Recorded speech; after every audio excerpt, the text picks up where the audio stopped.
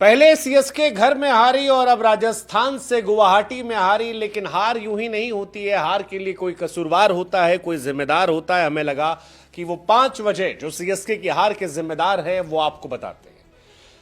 सबसे पहले हमको लगता है कि सीएसके हारी है क्योंकि सीएसके ऑक्शन में ही हार गई थी। दुनिया जो है वो आगे बढ़ रही है, सीएसके पीछे बढ़ रही है। दुनिया उन खिलाड़ियों में इन्वेस्टमेंट कर रही है जो डोमेस्टिक में छाए हैं, आतिशबाजी कर रहे हैं।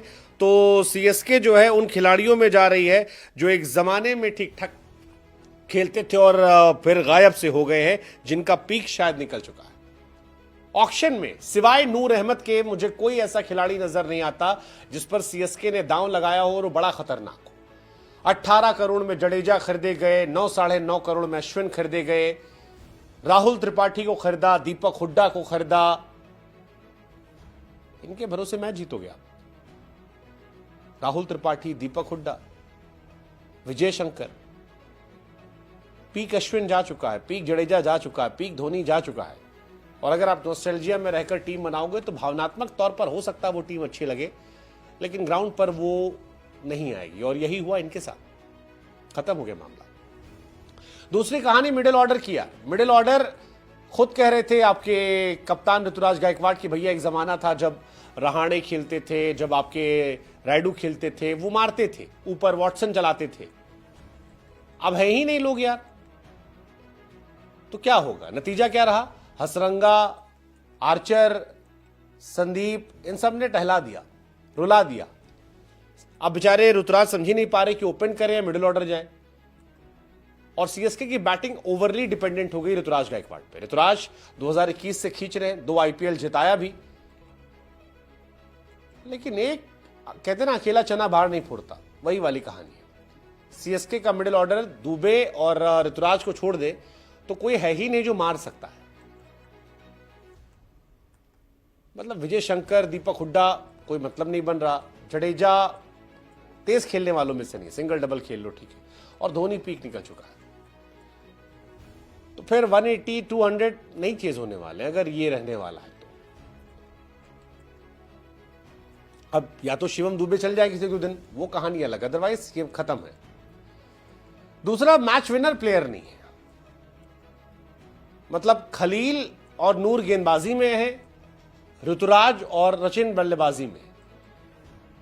इसके अलावा जो प्लेयर है वो मैच विनर नहीं है। संदीप शर्मा को देखो यार, अनकैप प्लेयर है, लेकिन बॉलिंग देखो आप, सीएसके प्लेयर्स में नहीं है। पथराना, हाँ पथराना इज गुड, बट अगेन उनका मामला बड़ा गड़बड़ है।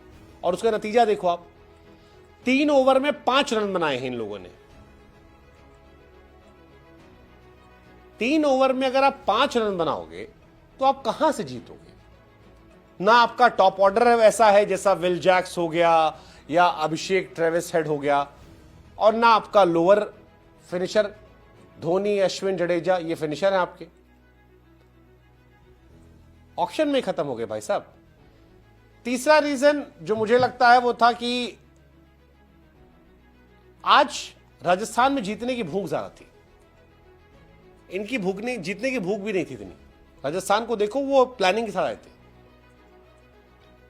यहां बिना प्लानिंग के चल रहा था मामला। सैम करन, दीपक हुड्डा, फिर मैं बार बार कह रहा हूं, ये घूम घूम के वही कहानी आ रही है। खत्म मामला है, जाएगा ही नहीं।